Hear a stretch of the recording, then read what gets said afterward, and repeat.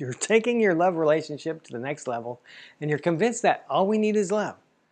But you're going to need more than love to truly bond with each other in this critical phase, which moves you to the most meaningful of romantic relationships. You're willing to say to your partner, I love all of you, and mean it with all of your heart. And if your partner loves you just as much, how do you grow together even deeper? Is it possible, in a sense, to become one flesh? Can you break the boundaries of a normal relationship and potentially become more connected than other couples? You're ready to take your love to the next level, and you know, as a couple, all we need is love. Not the sophomoric, all you need is love like the Beatles promoted, or the immature, oh, we don't need money, we can live on love, that parents have heard over and over again. Yeah, you can live on love all right, but half as long. You know you're ready for something more meaningful. You can see love all around you, and you're willing to let go and love with all your heart. You're willing to set aside your pride and let the protective walls fall down as you reveal your true self to your partner in unguarded openness and brutal honesty. Now, this is a two-way street. Don't even think you can survive this kind of genuine bonding if your partner is not reciprocating. You do need to proceed with caution when taking your relationship to this deeper, more mature phase of love. Why? Back to trust. I know, we hear more about trust and its antithesis, betrayal, all the time. And though it's rare, you may encounter the occasional narcissist, sociopath, or psychopath who will lure you into what appears to be a genuine bonding, but it's only a scam to exploit you and leave you broken and nearly lifelessly discarded when he or she is done with you. But if you've vetted your partner and you're sure you can trust him or her and you can feel your love one for another growing, then you're ready to move to the next phase of love. You need to know that if I gave you all my love, metaphorically, standing naked before you, allowing you to see all my most private, sensitive, and highly guarded secrets and insecurities, I know that you would honor this openness and return the openness in kind. And I feel assured that as we enter this new phase together, no matter what happens, no matter what becomes of this, you will love and honor me as I will you. Because after all is said and done, I know you really love me underneath it all. Now, if you can say that in lovingly assured confidence, you are ready to trust your partner even more. When you get to this stage, there is a major shift in your love relationship. Your love that you share with your partner is a strong bond, like an impenetrable fortress that radiates love to all those who approach your loving, energetic field. Now, it's rare that lovers make it to this stage. More than likely, couples will have thrown in the towel by giving up by now. For others, just the idea of moving to a relationship to this level of openness is too frightening, and they'll begin reacting in ways that will cause the relationship to deteriorate, fail, or just walk away. I mean, think about it. If you've been protecting yourself just to make it through each day of life till now, just ignoring and denying the past of your inner demons and cries of your inner child just to get to today, why would you risk all the effort you've exerted? It's been like a brutal battle that you fight every day. Why would you risk it all? Then there are other couples who have survived together for decades, drenched in denial, secrets, live a good life without taking any risk of truly opening up. And that's okay too. There's no judgment here. We're just doing the best we can with what we have, right?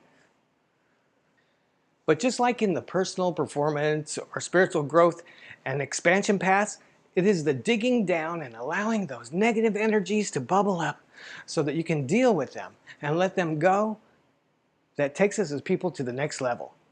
And an important part of our expansive evolutionary journey as the human race. To be free from the past, to be free from the fears, to be free from the chains that bind you is where true freedom can be found. And to have the chance to share that kind of freedom with another leads to true freedom and bliss. And I know this is a process. It's not like it's a one-shot deal where you go away for the weekend and tell each other everything. And no, this is like a process. It's not like a one-shot deal where you go away for the weekend and tell each other everything. No, it's a lifelong process as each of you peel back more and more layers of the onion, which is you. This is hard work, sometimes tragic. You might be privy to information that you might have rather not known. Sometimes about people you have to see and interact with periodically throughout your life. Can make it a little awkward. But you love your partner. And when he or she tells you these most intimate details, you don't judge, ridicule your partner, or make light of it because you love your partner more than anything. You might find yourself being strong for your partner or joining in a tearful brigade that can fill a lake. And your genuine bonding need not only be deep and dramatic. You could do eye gazing. Just 5 minutes of doing nothing but facing each other and staring into each other's eyes will release significant levels of the bonding hormone oxytocin. What happens after that's up to you. Sharing activities that boost oxytocin and mix a dash of adrenaline in the cocktail have the most lasting effect on increasing your love bonding. And here are 7 other well-known activities you can do to boost the bonding hormone oxytocin that will also help you deepen your love relationship. 1. Listen to music together. The act of 2 people sharing a song together boosts the bonding hormone. Share each other's favorite playlists. Go to a nightclub that provides good music. Kick up the ante by kicking up your heels and getting out on the dance floor. For the biggest boost, go to a concert together. 2. Go on an adventure. Do something or go somewhere you've never been before.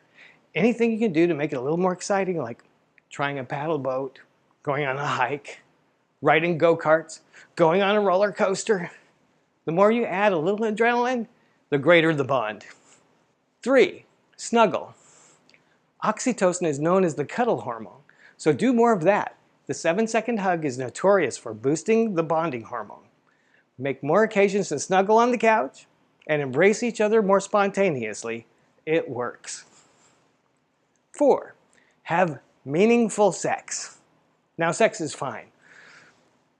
But when you make it something meaningful, when a couple is aligned and the lovemaking is an extension of your heartfelt connection one with the other, this is the physical representation of genuine bonding through physically sharing each other, essentially drinking in the full flavor and thoroughly enveloping each other. 5. Try some meditative practices. Meditative practices such as guided visualization, meditating, or practicing yoga together will ramp up your oxytocin-fueled bonding mechanisms. 6. Volunteer. Get out and do something together for the greater good. To add value to your community, help someone in need, and make the world a better place. 7. Gift giving. Even the smallest token of appreciation or expression of affection in the form of a gift can light up oxytocin and deepen your bond with your partner. It doesn't have to be big or store-bought. Something you make with your hands, even a note or a silly poem will do the trick. All this attention to detail in each other with an open mind without judgment increases your level of trust as your hearts meld together in truth and honesty. Will it be easy? Hell no. The best stuff is never easy. And if it were, it wouldn't last long. You're both on independent journeys, but this co-creative journey which you share could be the highlight of your life's path, an integral part of your unique destiny. And if you can survive this deepening relationship, you are well on your way to true and enduring love. Want to learn more about how to best love your beloved or help others explore the boundaries of their love?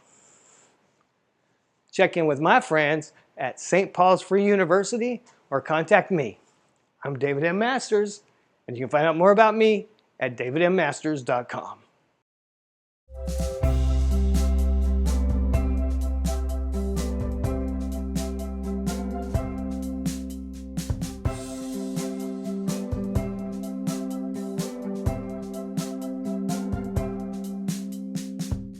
Hi, I'm Daniel with Off-Grid Permaculture, and welcome back to Day 5 of the Permaculture Relationship Series. Today we're talking about Phase 5, which is symbiosis in permaculture relationship building. So if you're new to this series, you may be wondering, what is a permaculture relationship? Well, permaculture comes from the words permanent and agriculture or human culture joined together. And so permaculture is the study of nature with the effort of building long-lasting human systems. And in my opinion, one of the areas that's been left out from this discussion in many cases is human relationships, and in this case, romantic love relationships. Strong bonding between couples is the basis of human society. It's the basis of many animal societies as well. And if we're going to have a long-lasting culture, we need long-lasting relationships. So phase 5 from the 7 phases of love is genuine bonding. So the previous stages, we've went through the infatuation stage, we've went through the storming stage, and now we're arriving to where we have deeper and deeper and closer bonding in the relationship. We're only 2 stages away from the 7th stage, the ultimate stage of what's essentially the perfect couple. And the natural analog to this phase in our relationship building is symbiosis between species.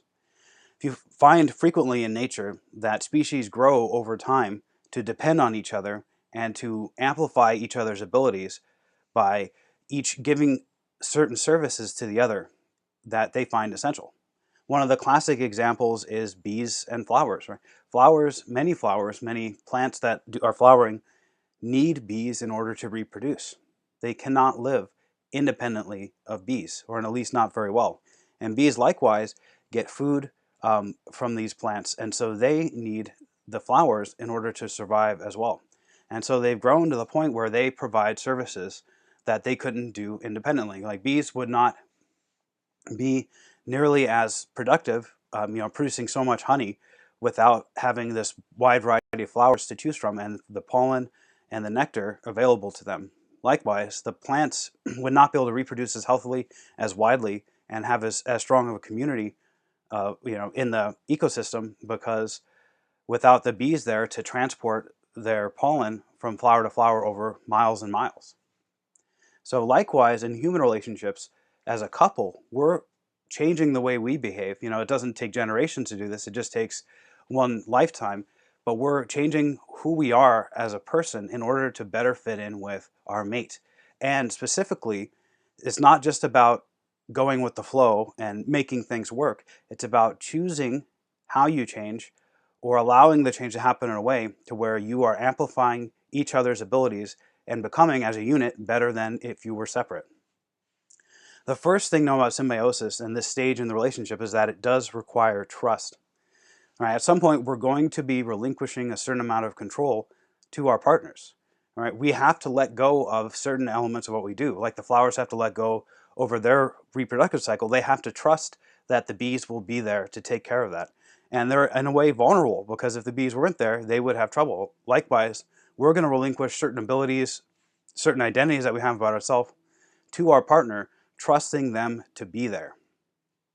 And that is scary. It can be very scary if you don't have a deep, abiding love with your partner, or you're just building that up.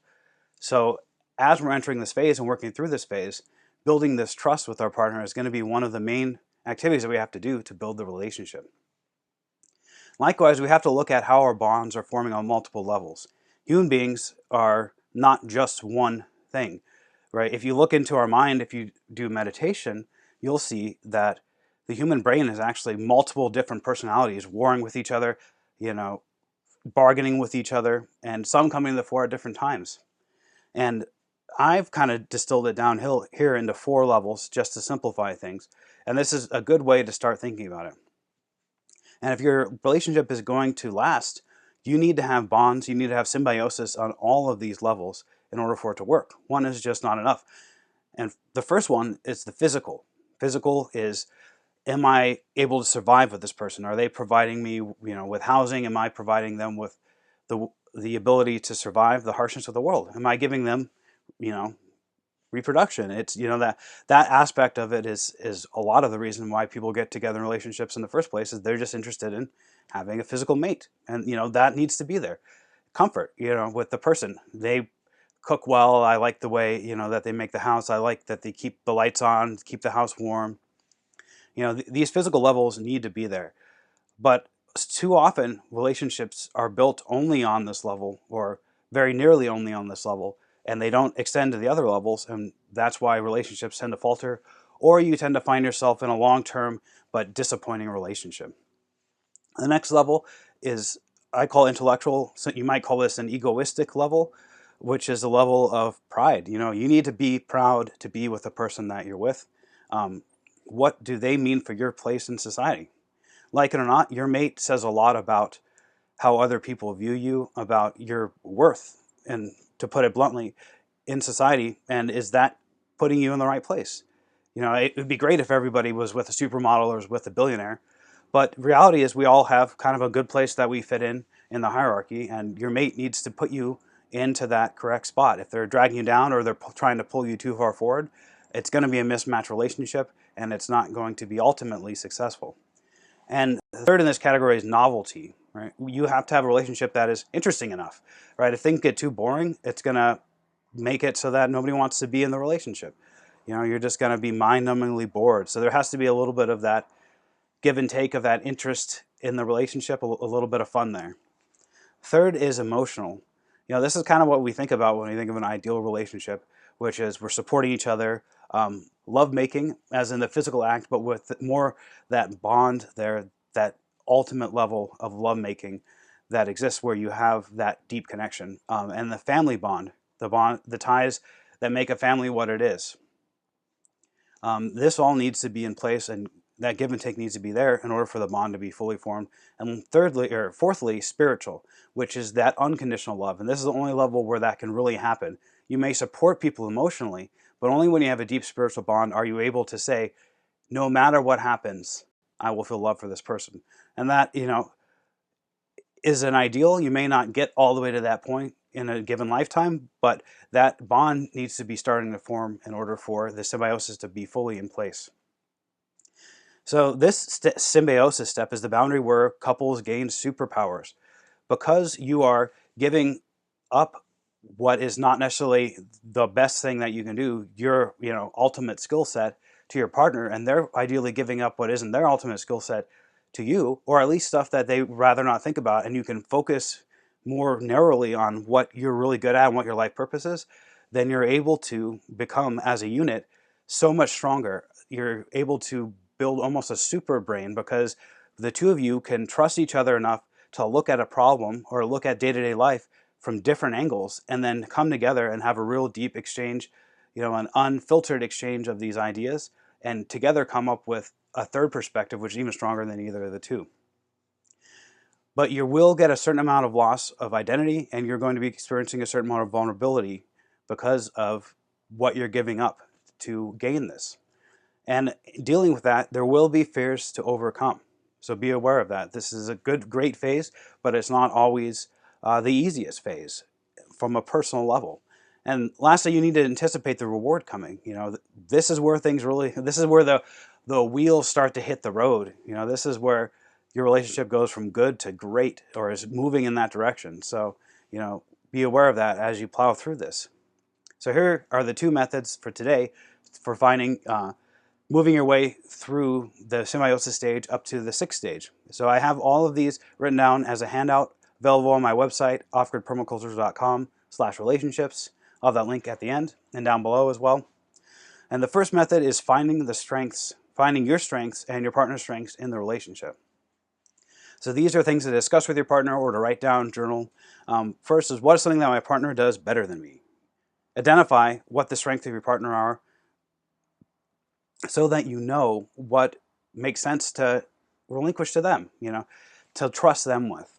And similarly, what is something that I do better than my partner? What should my role be with this? What am I really good at? And what strengths do I have that I bring in the relationship? And then the second two questions, now we're looking at, okay, what are strengths that I could have, but I could learn to do better, right?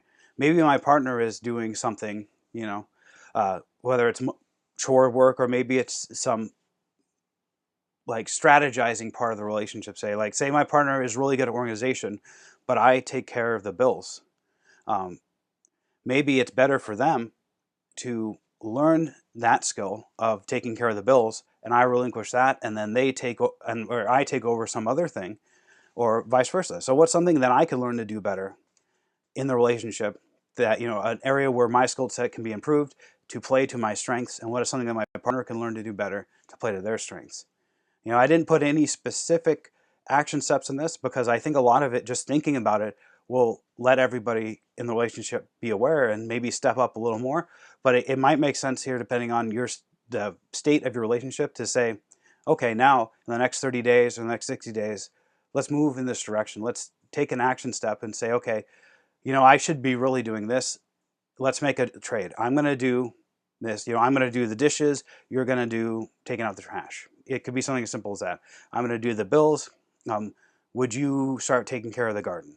Whatever it is, whatever works in your relationship. At this point, you need to be flexible and you need to be creative with ways to make your relationship grow past where it is, because it's so easy to get stuck at this point in kind of a rut of good enough, right? Don't settle with good enough. Your relationship needs to be great. Second method, we're looking into the fears that arise at this stage. So what is something that I used to do for my relationship, but I don't do any longer? Right? This is where certain fears are going to come up, because you're relinquishing your control there. So it's great to identify these. Find at least one. Maybe you might have 10. There might be 20. It all depends on your specific situation. But feel free to write down as many as come up, or just do one at a time and follow through with the next questions, which are, what is the worst that can happen if I lose that capability? Right? If I were to give up everything about that, right? I no longer even know how to write checks because my husband takes care of the bills, right? What would be the worst thing? Say he left me and now I'm left alone. I have no idea what to do. What could that be? Just face it head on. Third, what is the best that could happen if I lose that capability? On the other end of the spectrum, maybe my life is going to turn out so much better because he can manage it so much, better than I can, or she can manage it so much better than I can. What's the greatest effect of doing this that you can imagine? All right. And then look at the fear that could, that may be arising because of this, and say, what is the root cause of this fear? Through the course of answering the other three questions, certain things will come up, and you say, well, yeah, I don't really care. I'll let him do it, let her do it, and I'll deal with it if something goes wrong. But sometimes you're going to get real pangs of fear as you're thinking about these situations, hypothetically. And then when that does come up, look into it and say, is it really that action that I'm taking that is causing the fear, or is this coming from something else? Because a lot of times these fears that we have over fairly mundane things are rooted in, deeper in our psyche than just what that is. And so it may not be giving up doing the bills that is really the fear. It may be fear of loss, and maybe something that happened in your childhood. It's hard to know, but take a look at that, introspect into that and see if you can determine whether, it's something that you need to delve into deeper, or whether it is really just, I'm a little worried about giving up that control. So this has been day 5 of Permaculture Relationships. Here's the link to all of the slides, to copies of all the videos in this series, as well as the handout that we just talked about, offgridpermaculture.com relationships. This has been Daniel Mark Schwartz, and if you're watching this live, be sure to check us again, or check out the channel again tomorrow for phase 6 of the 7 phases of permaculture relationships.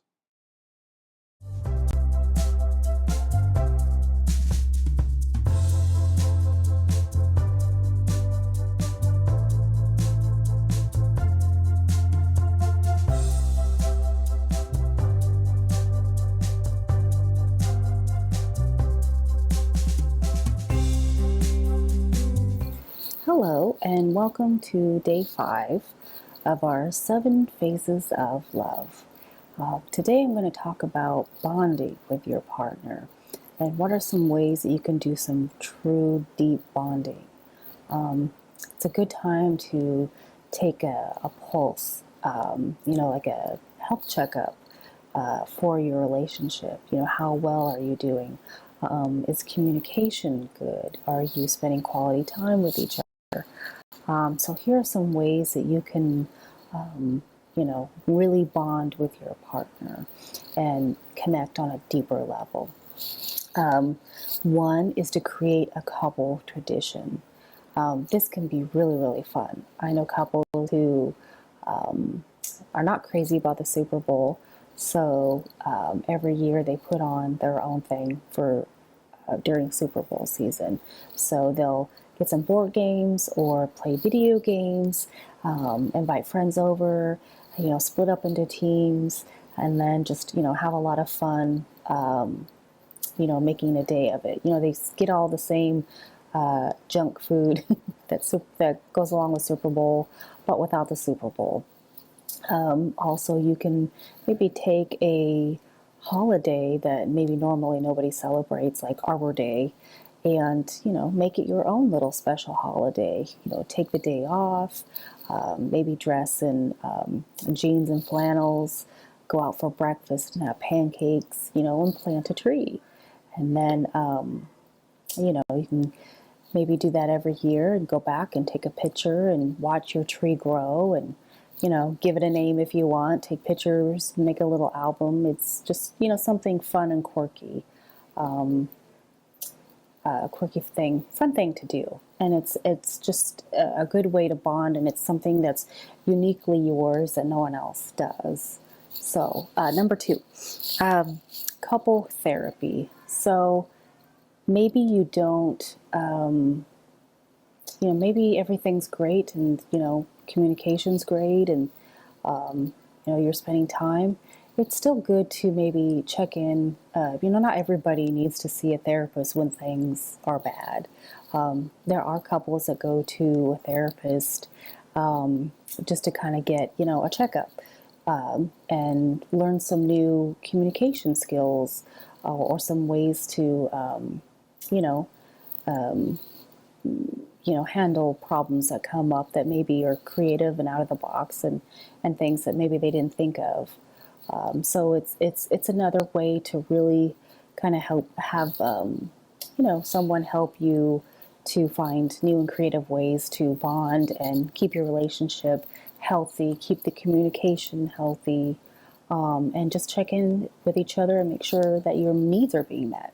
And a therapist, or life coach can help you do that. Number 3, take turns spending a day doing something that your partner absolutely loves to do. For example, like your partner, maybe they love going to the beach, and maybe you're not crazy about it. Maybe you don't like the sand, and maybe you don't like how it stinks, but you kind of put that aside, and you go to the day, you spend the day because you know that it's really important for your partner. It shows a willingness to really, put yourself aside and do something that is really important to your partner, that your partner loves. So, maybe one day you do something, it doesn't have to be all the time. Maybe it's once a month where you choose a day where, you get to choose maybe a movie or a restaurant or an activity, and your partner just goes along with it. And that's a really good way to really kind of strengthen the bond between you two, to spend some quality time, knowing too that each of your needs are being met too. So, number 4, walk down a memory lane with each other.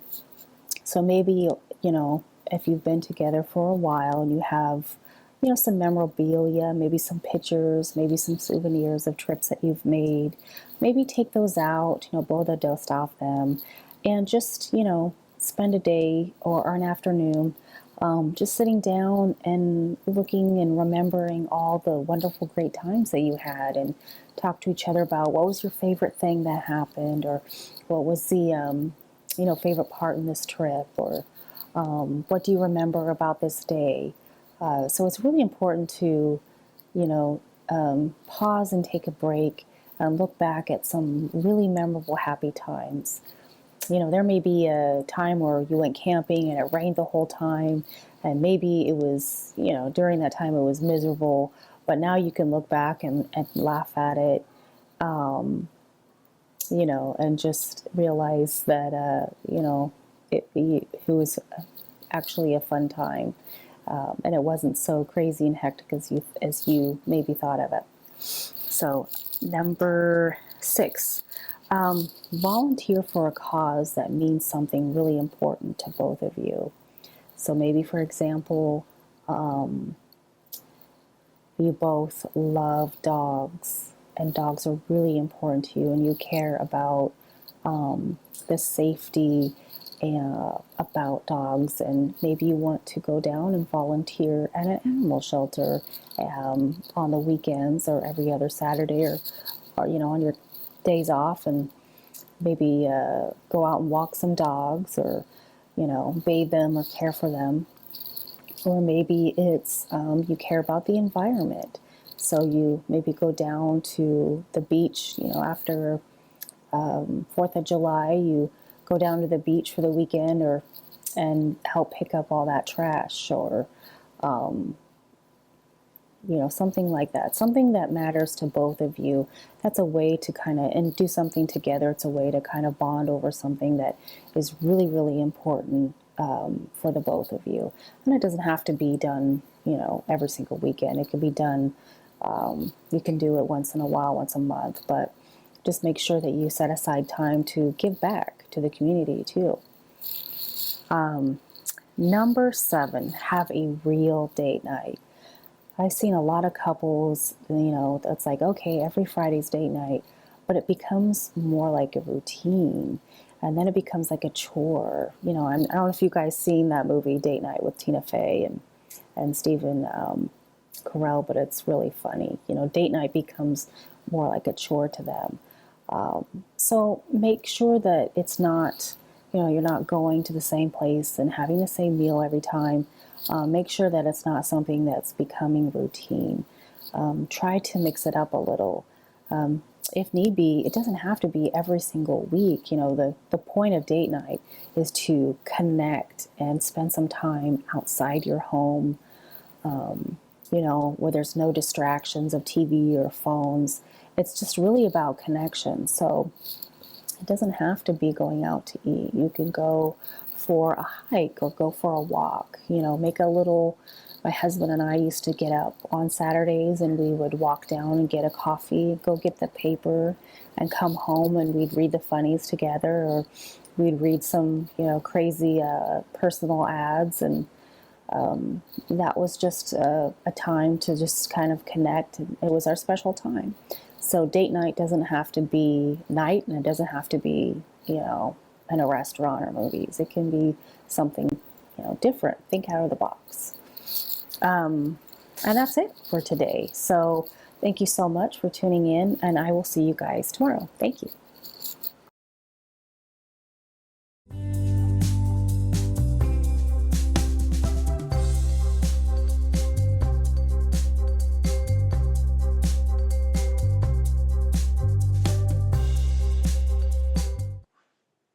What prescription is best for you and your love? Where do we start when it comes to bonding as a couple? There is no one best activity that couples can engage in to build a healthy relationship and safeguard from divorce or separation. Each couple will have their own relationship style. For some couples, it may be engaging in a shared hobby together, like bike riding, playing games, or playing music together. For others, it may be the long talks they often have when looking up at the stars over morning coffee, or lying in bed at night. No matter what this activity is, the only things that matter are that the activity is something you can do together, is something that you can do regularly and you both enjoy, or at least not find it unpleasant. Is something that allows you to communicate in a healthy and productive way. Is conducive of your love language, both love languages. If you are not aware of what these are, I highly encourage you to go back and watch my video from yesterday on the 5 love languages before you continue today. These 5 criteria don't narrow down the world of activities very much, and that's how it's meant to be. The prescription for a good relationship for one couple may not work for another couple, and vice versa. Each relationship is unique and should be appreciated and treated as the unique connection that it is. We will explore a few ideas to help you in your quest to bond. The first thing is maybe try playing a game of icebreakers. This will help you get to know your partner a little bit better. Even if you think you know everything there is to know about your partner, you will learn something new. Asking them some fun icebreaker questions is bound to produce at least 1 or 2 new facts about your partner that you didn't know before. Maybe try a few questions that might help in determining your partner's love language. For example, what kind of statements do you find light you up that I say to you or you would like to hear? Would you feel more love from me if I did the dishes or told you how much I appreciated all you do for us? You may laugh. However, if your love language is words of affirmation, it will fill your love tank more to be acknowledged than to have them help. Use this exercise whenever you feel the need to get a little more connected to your partner and be ready to learn something interesting and new things. Another exercise is the game of truth. In this game, all you need to do is ask your partner questions and answer your partner's questions. Oh yes, honestly, the sole purpose of this game is to enhance your connection. So, the content of the questions can range from the lightest topics, like your favorite television show or celebrity crush, to the heaviest, such as your greatest fear or desire, the meaning of life. For example, you could ask your partner questions like, what's your biggest fear? If you could be anywhere in the world right now, where would you be and why? What's a fond childhood memory that's close to your heart? Which song truly speaks to you? Who is someone who inspires you? This simple game can get you and your partner sharing intimate and meaningful details with one another, improving your connection and building up your relationship base. Music shares. Music can be a deeply personal and intensely meaningful experience, one that can be difficult to share with others. While it might make you feel overwhelmingly vulnerable to share something so personal with your partner, it's a risk that can pay off in a huge way. The reward might be a deeper and more connected relationship with your partner, something that is surely worth the risk. Take some time to think about and listen to some of your favorite music. Find songs that resonate with your personal life story. Showcase your personality, or articulate some of your most deeply held beliefs. Share these songs with your partner, along with an explanation of how the song relates to you and why you choose it to share with them. This extremely personal exercise can leave you and your partner with much better insight into each other, into yourselves, and into your relationship. The next one is a very intimate exercise that helps you and your partner connect on an even deeper level. Soul gazing. This is an intense exercise. It can have a huge impact on your sense of connectiveness. It is not for the faint of heart. Try this exercise. Face your partner in a seated position or standing. Move close to one another, not quite touching, and look into each other's eyes. Hold eye contact for 3 to 5 minutes. Don't worry. It's not a competition. You can blink. However, refrain from talking. Simply look into one another's eyes, even if it's awkward at first. Most likely it will be. If the silence is uncomfortable, choose a song that is pleasant to both of you or meaningful in terms of your relationship and hold eye contact until the song ends. Uninterrupted listening. Another simple but powerful exercise is called uninterrupted listening. It's exactly what it sounds like. We all need to feel heard and understood. and cared for. And this exercise can help both you and your partner feel this way. All you do is set a timer for this exercise. 3 to 5 minutes will usually do the trick. Then let your partner talk. They can talk about whatever is on their mind, such as work, school, you, the kids, friends, family, stress. It's all fair game. While they are speaking, your job is to do one thing and only one thing. Yes, just listen. Do not speak at all until the timer goes off. Simply listen to your partner and soak it all in. While you may not speak during this time, you are free to give your partner nonverbal encouragement or empathy through body language, facial expressions, or meaningful looks.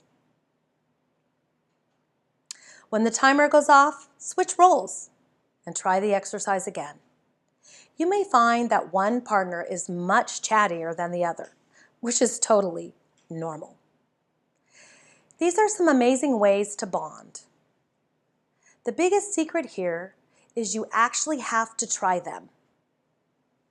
It doesn't work to just listen to me talk about them or read a book about these beautiful exercises. I encourage you to set aside some time with your partner and give one or more of these ideas a whirl. Thank you for tuning in. I am Wendy Johnson with Wendy Johnson's Life Coaching and St. Paul's Free University.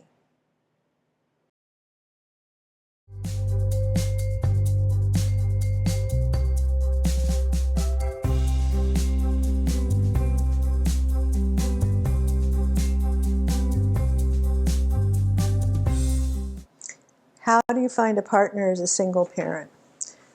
A single parent has a primary responsibility to their kids, but also it's a primary responsibility to take care of yourself, because you can't take care of your kids if you don't take care of yourself first. So it is actually important to have a social life and to give yourself time to explore other relationships, perhaps new partners. The recommendation that I have would be try to make sure when you're dating to not have your kids be meeting them for a long time. Date people and your kids may never see them for quite a long time. If you can set that up, that's the best thing. Meet them somewhere. And a lot of times it's great to go out in groups so that you can enjoy a group of people instead of just one.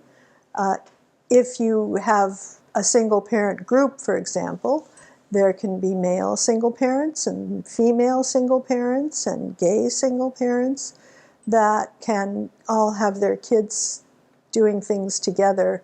And that's actually a positive thing for the kids when there's a larger group of people that they can relate male role models and female role models and mixed role models and have a wider range of people that they know a little more intimately than just acquaintances that they may see.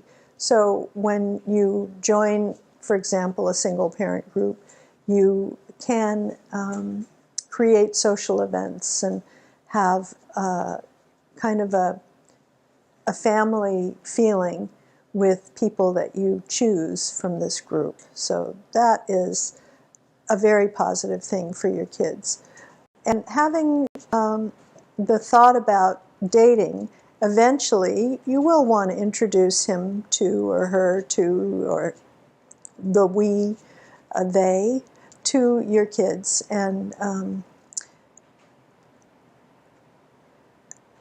I think that the best thing to do when you do that is to make sure you have an activity that you do together outside of the home for the first few times.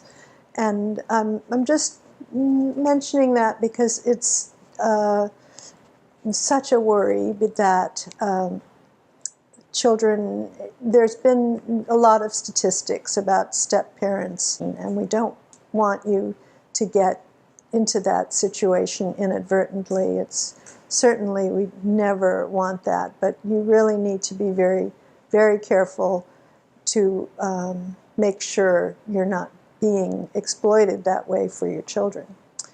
And